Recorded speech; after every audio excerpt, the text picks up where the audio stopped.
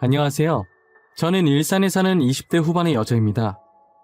제가 여기에 이렇게 오늘 사연을 올리게 된 이유는 세상에 이런 쓰레기 같은 인간들도 뻔뻔하게 살아 숨쉬고 있다는 걸 세상에 알리기 위함입니다. 저희 집은 어렸을 때 아버지가 병으로 세상을 떠나시고 어머니 혼자서 저희를 키우셨어요. 어머니는 본인이 먹고 입는 데에 들어가는 것을 아껴서 다 저희에게 쏟아 부으셨어요.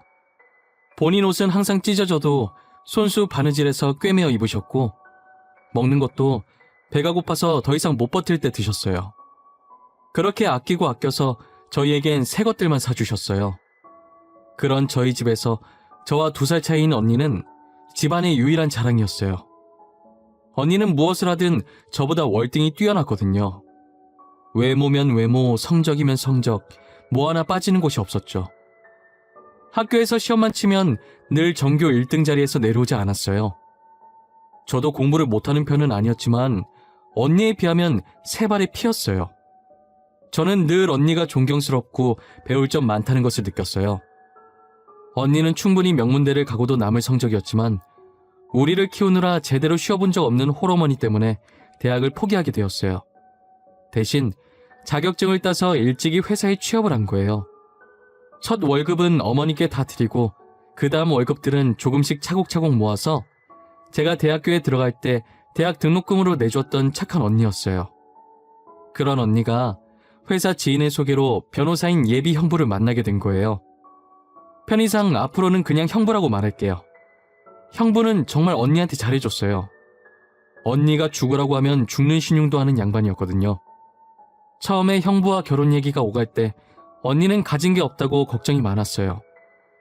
집안이 좋은 것도 아니고 그렇다고 부모님이 2분 다 살아계신 게 아니잖아요. 혹시나 시댁에서 집안도 별로고 홀어머니 밑에서 자란 니까짓게 감히 우리 잘난 변호사 아들 데려간다고 싫어하지 않을까 매일같이 걱정했어요. 하지만 이때까지 했던 걱정들이 다 쓸데없는 짓이었던 거예요. 형부도 홀어머니 밑에서 크셨고 처음부터 좋은 형편은 아니셨대요. 그래서 언니가 처음 인사드리러 갔을 때 어머니께서 다정하게 안아주셨다고 해요. 아이고 우리 새아가 어디서 이런 예쁜 아이를 데리고 왔을꼬. 얼른 들어오렴. 내가 너 오면 먹이려고 음식을 상다리 부서지게 준비했단다. 어머니 안녕하세요. 처음 인사드립니다. 이렇게 반갑게 맞이해 주셔서 감사해요. 제가 빈손으로 오는 건 예의가 아닌 것 같아서 과일 바구니라도 준비했어요. 마음에 드실지 모르겠어요. 어머, 내가 과일 좋아하는 거 어떻게 알고 벌써부터 이렇게 이쁜 짓을 할까?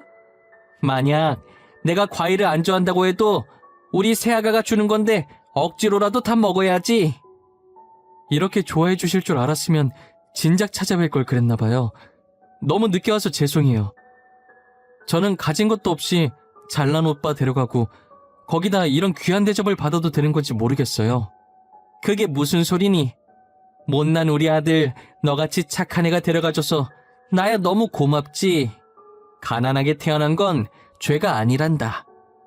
지금 잘 먹고 잘 살고 있지 않니? 기죽지 말고 당당하게 살아. 언니의 시어머니가 되실 분은 형부만큼이나 좋으신 분이셨어요. 그렇게 언니네는 쉽게 상견례를 하고 결혼 날짜를 잡을 수 있었어요. 결혼을 앞두고 언니와 형부는 들뜬 마음으로 둘이서 여행을 갔어요. 저는 그때로 다시 돌아가서 여행을 가지 말라고 뜯어 말렸어야 했어요. 언니에게 잘 갔다 오라고 마중 나갔던 과거에 제 자신한테 너무 자괴감 들더라고요.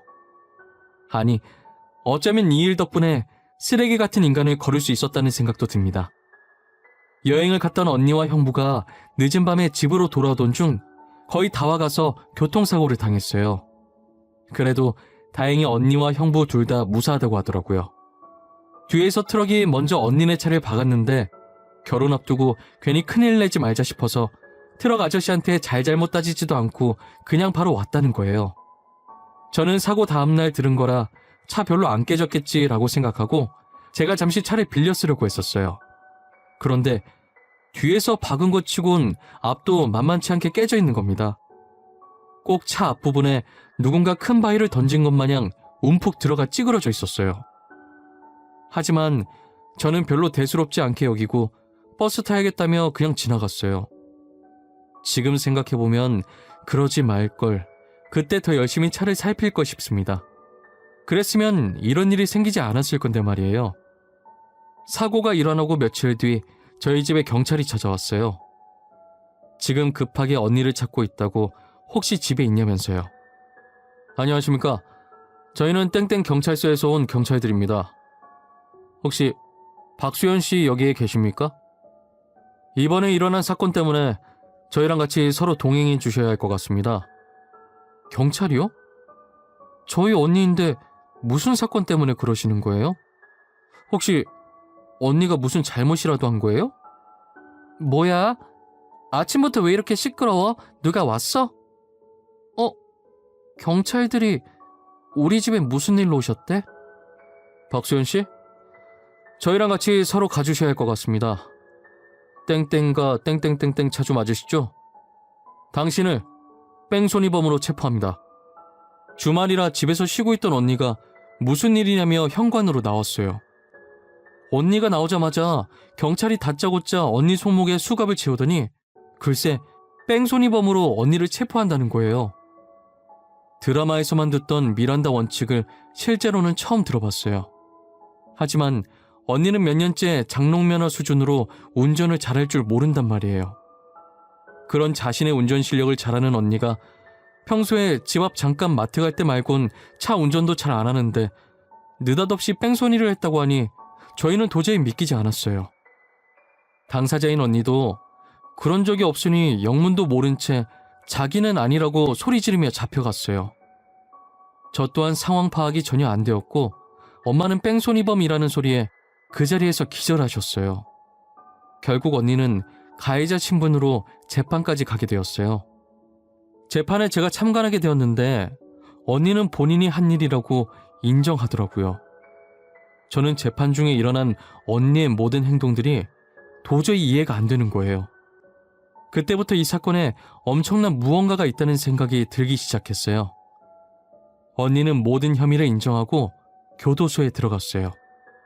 저는 언니의 재판이 끝나자마자 곧장 형부가 있는 로펌으로 찾아갔어요. 형부, 이게 어떻게 된 일이에요? 언니가 왜 뺑소니범으로 잡혀가는 건데요? 저희 언니 운전 실력 형부도 잘 알고 있잖아요. 지금 이게 말이 되는 일이에요? 뭔가 잘못된 거죠? 처제, 이건 나도 어떻게 할 수가 없어. 모든 증거들이 다 수연이를 가리키고 있었어. 진짜 빼도 박도 못하는 상황이었다고. 나한테 와봤자 해결되는 건 하나도 없어. 말이 되냐고요. 운전이라고 해봤자 집 앞 5분 거리 마트 갈 때 말곤 운전 안 하는 사람이에요.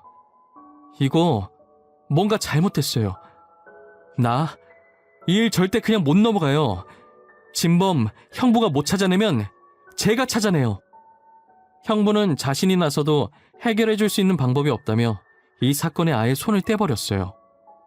저는 그런 형부의 태도가 너무 의심스러웠어요. 왜냐면 그게 언니 차였긴 하지만 거의 형부가 운전하고 다녔거든요.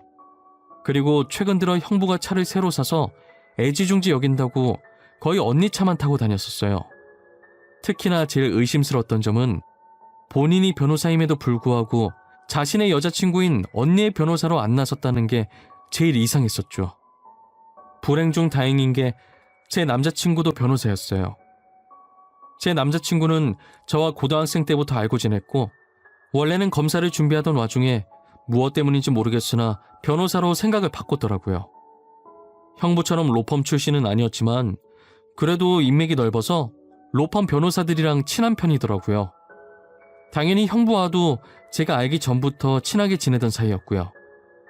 남친이 몰래 형부한테 수상한 점이 없는지 캐내려고 했었는데 제 귀에 들어갈까봐 그런 건지 도저히 그 사건에 대해 입을 안 연다고 하더라고요. 아, 수연아 미안해.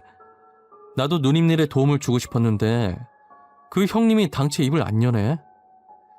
무슨 말이라도 해야 뭘 물어보는데 아무 말도 안 해. 나보고 피곤하다고 계속 가라는 거야. 너가 뭐가 미안해. 괜찮아. 그 인간이 입을 안 여는 건데 너가 어떤 수로 알아내겠어. 언젠간 진실은 다 밝혀지게 되어 있으니까 조금만 있으면 뭔가 하나씩 나오겠지. 그렇겠지? 누님이 진짜 그럴 사람이 아니잖아. 내가 누님을 알던 세월이 얼만데 만약 형님이 무슨 짓을 한 거면 진짜 나도 용서 못할 것 같아. 말이라도 그렇게 말해줘서 고마워. 혹시나 진짜 작은 거라도 괜찮으니까 뭔가 알아낸다면 꼭 연락 줘. 알겠지? 남친은 제게 알아낸 게 하나도 없어서 저를 볼 면목이 없다며 전혀 도움되지 못했다고 엄청 미안해하더라고요. 그게 남친의 잘못은 아니니까 제가 뭐라고 할 수 없었죠. 그러다 남친이 급하게 제게 전화해서는 그 사건을 처음엔 형부가 맡았었다고 하더라고요. 수연아, 내가 방금 지나가다가 빅뉴스를 들었거든? 이야, 형님 진짜 몹쓸 사람이네. 사람들이 하는 얘기 들었는데 그 뺑소니 사건 원래 형님이 맡기로 했던 사건이래. 뭐? 근데 왜 형부가 아니라 다른 사람이 그 사건을 맡은 거래? 형부가 우리 언니 제일 잘 알잖아. 누명 벗게 해줘야지. 도대체 왜 그런 거야? 이유는 나도 몰라. 떠들고 있던 사람들도 이유는 모르는 것 같더라고. 그냥 증거만 싹 다 모아서 다른 사람한테 사건 넘겼다더라고. 형부 진짜 미친 거 아니야? 그게 제대로 된 증거는 맞아? 확실한 증거들이냐고. 혹시 너무 확실한 증거라서 변호를 못할 것 같아서 그런 건가? 그것까진 모르겠어. 근데 형님은 하필 증거를 넘겨도 그런 사람한테 넘기냐? 사건 빨리 끝내고 싶어서 단면만 보고 범인 같은 사람 무조건 몰고 가는 악질 변호사한테 말이야. 여자친구 대변도 안 해준 것도 모자라 거기다 귀찮아서 사건 빨리 끝내려고 제대로 일도 안 하는 변호사한테 자기 여자친구 사건을 넘기다니요. 남친한테 들은 형부의 태도에 화가 나는 걸 넘어서 너무 어이가 없었어요. 남친은 저와 통화를 마치고 형부 사무실로 들어갔대요. 애초에 형부한테 서류 줄 게 있어서 가던 길에 그 얘기를 듣고 저한테 바로 연락했다고 하더라고요. 들어가니까 형부는 안 보이고 형부 컴퓨터 근처에 떨어진 USB 하나를 발견하게 됐대요. 원래는 들고 나오면 안 되는 건데 뭔가 저걸 지금 챙겨야 한다는 느낌이 너무 강하게 들었다고 해요.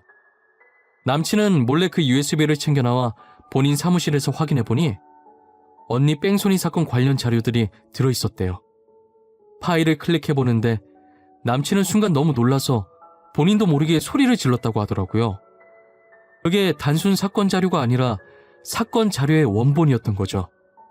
실제 그날 운전했던 뺑소니 범인은 다름 아닌 형부였어요. 언니 차에 있던 블랙박스 영상을 형부가 들고 있었는데요. 그 영상엔 형부가 운전했다는 증거들이 있었어요. 자기야, 나 노래 틀어도 돼? 자기 운전 방해 안 되게 소리 작게 해서 틀게. 지금 이렇게 가는 건 조금 지루하지 않아? 졸릴 수도 있고. 나는 상관없어. 오히려 시끄러운 게 좋지. 자기 말처럼 밤이라 운전하다가 졸 수도 있는 거니까. 신나는 거 들으면서 가자. 잠이 깜짝 놀라서 확 달아나게. 좋아. 내가 그럴 줄 알고 아주 신나는 노래들로 리스트 뽑아놨지요. 잠이 올 새도 없을 거야. 내가 다 쫓아낼 거니까. 영상엔 이런 대화가 있었는데 형부가 이걸 프로그램으로 음성을 살짝 바꿔서 조작했더라고요. 누가 들으면 정말 언니가 운전했다고 믿을 정도였어요. 저도 재판장에서 증거 영상으로 조작된 영상을 들었을 때 초반에 대충 듣고 솔직히 언니가 진짜 범인이었구나 싶었던 적이 잠깐 있었거든요. 하지만 들으면 들을수록 어딘가 살짝 실제 언니 목소리랑 다르다고 느꼈었어요. 역시나 형부가 조작해서 만든 증거였더라고요. 형부는 일부러 모든 증거들이 언니를 향하게 다 맞춰놨더라고요. 그래서 범 모르고 힘없는 언니가 쉽게 범인으로 몰릴 수 있었던 거죠. 저는 어떻게 잔인하고 통쾌하게 복수를 해줘야 할까 싶었어요. 남친도 이걸 보더니 사람이 어떻게 그럴 수 있냐고 이건 그냥 넘어가선 안 된다고 했고요. 이 USB는 언제 어떻게 써야 할 카드일까? 잘만 하면 변호사 생활은 무슨 인생까지 한 방에 날아가게 할 수 있는데 말이야. 자기야, 난 자기가 이럴 때마다 무서워. 하지만 이건 형님이 잘못한 거지. 무고한 사람을 이렇게 범죄자로 몰고 가도 되냐고. 형님, 지금 이 사건으로 지은 죄만 몇 개야. 나 그 인간이 지은 죄목들로 모조리 고소해볼까 해. 언니는 착해서 그냥 넘어갔지만 난 절대로 이대로 못 넘어가지. 괘씸한 예비 형부한테 어떻게 복수할지 하루 종일 생각하고 또 생각하면서 남친에게 부탁해서 고소장을 준비했었습니다. 그러나 이게 무슨 일인지 갑자기 경찰서에서 실제 뺑소니범이 나타났다고 하는 겁니다. 저는 형부가 언니한테 미안해서 자수라도 한 줄 알았어요. 그래서 그 소식을 듣고 하던 일 전부 팽개치고 당장 경찰서로 뛰어갔죠. 경찰서에 도착하니 형부가 아닌 웬 처음 보는 남자가 죄송하다며 연신 고개를 숙이더라고요. 선생님, 정말 죄송합니다. 제가 그러면 안 됐는데 저도 너무 무서워서 그랬어요. 먹여 살려야 할 가족들도 있고요. 저 아니면 저희 집 다 굶어 죽어서 잠시 미쳤었나 봐요. 아무리 그래도 이러면 안 됐죠. 아저씨 대신 누명 쓰고 감옥에 가신 분 인생은 어떡합니까? 아저씨 졸음운전 하나 때문에 아무 잘못도 없이 피해본 사람이 지금 몇이에요. 아이고 죄송합니다. 제가 진짜 입이 10개라도 할 말이 없습니다. 거기 앞에 사람이 있을 거라고는 생각을 못했어요. 정말 죄송합니다. 경찰한테 이게 무슨 말이냐고 소리를 질렀더니 하는 말이 사고 당시 언니 차 뒤에 트럭 운전자가 졸음운전 중이었다는 거예요. 그런데 트럭이 길 건너던 사람을 못 보는 바람에 그 피해자가 튕겨져서 그대로 언니 차 쪽으로 넘어와 버린 거죠. 그런데 언니 차 앞에서 쿵 하고 사람이 부딪히니 범퍼 쪽도 찌그러지고 이 모든 상황에 언니 차를 몰고 있던 형부는 당황했는지 상황도 따지지 않고 자기가 사람을 쳤다고 생각해서 주랭랑을 친 거였어요. 하지만 그날 늦은 밤이라 주변에 목격자도 없었고 트럭 블랙박스는 고장나서 녹화가 안 되고 있었대요. 언니 차도 하필이면 메모리가 꽉 차서 사고가 났던 그 시간엔 녹화가 안 되고 있었죠. 그런데 트럭 기사가 계속 악몽을 꾸고 가만히 있어도 양심이 찔려서 자수를 하게 됐다고 하더라고요. 그래도 다행히 트럭 운전사가 자수한 덕분에 언니는 혐의라도 벗을 수 있었어요. 저는 도대체 왜 언니가 하지도 않은 잘못까지 인정했다고 말했는지 너무 화가 났어요. 언니는 도대체 무슨 생각으로 하지도 않은 짓을 했다고 인정한 거야? 교도소가 무섭지도 않았어? 형부가 운전했었다고 왜 말을 안 해? 내가 경찰서 들어가자마자 모든 증거들이 전부 내가 그랬다고 말하고 있었어. 나도 어떻게 할 방법이 없었어. 그리고 남편도 그러라고 했고. 그냥 내 잘못이구나. 그 생각밖에 안 들더라. 그래도 그렇지 형부가 운전했었다고 말이라도 해봤어야지. 증거들이 조작됐다고 말할 수 있었잖아. 망할 그놈의 거지 같은 사랑이 뭔지. 처음엔 남친 힘들게 변호사 됐는데 인생 망치고 싶지 않았어. 근데 증거 영상을 보고 남친이 작정하고 나를 버렸구나 싶었어. 그때 처음 내가 배신당했다는 걸 알았어. 나중에 알게 된 건데 언니는 당시 노랫소리에도 잠을 못 이겨 결국 형부 옆에서 혼자 자고 있었고 사고가 나면서 차가 부서지는 소리에 깨던 터라 비몽사몽해서 전혀 몰랐다고 하더라고요. 언니는 그래서 사고에 대한 상황을 제대로 인지하지 못했고 그냥 뒤에서 트럭이 박았구나 그 정도였고 형부만 놀라서 핸들에 머리 박고 있다가 차 앞에 떨어진 그 광경을 보고 자신이 사람을 쳤다고 생각하고 못 본 척 도망간 거라고 하더라고요. 그래서 형부는 본인이 사람을 쳤다고 믿고 있어서 이대로 변호사 생활이 끝날까봐 모든 증거들을 언니가 범인으로 짜집기를 해놓았던 것이었죠. 언니의 혐의를 벗었다고 하나 전 절대 형부를 이대로 용서할 수 없었어요. 남친에게 받았던 증거들을 모조리 모아서 증거인멸 및 위조죄와 무고죄, 명예훼손죄로 형부를 고소했고 조작했던 증거들을 인터넷에 뿌리면서 로펌 변호사의 실체라고 익명으로 글을 올렸어요. 댓글은 난리가 났고 실시간으로 여러 커뮤니티에서 제 글을 퍼가기 시작했어요. 결국 형부는 변호사 생활을 그만둘 수밖에 없었고 그리고 재판장에 서게 되었어요. 판사는 법을 잘 알고 이걸 악용한 형부를 보고 괘씸하다며 최고형을 선고하였습니다. 사람의 탈을 쓰고 어떻게 이런 무거운 짓을 벌일 수 있을까요? 이 사건으로 인간이 지닌 추악함의 끝은 어디까지인지 볼 수 있었던 것 같습니다. 세상 살아가는 게 쉽지 않다지만 이 정도로 쓴맛일 줄은 꿈에도 몰랐네요. 여러분들은 저희 언니가 겪은 사건 사고 안 겪었으면 좋겠습니다. 정말 가족으로서 너무 마음이 찢어졌어요. 그것도 결혼할 예비 형부가 이런 짓을 할 줄 알았겠어요? 지금까지 제 사연을 들어주신 모든 분들께 감사드리고 다들 행복한 하루 되세요.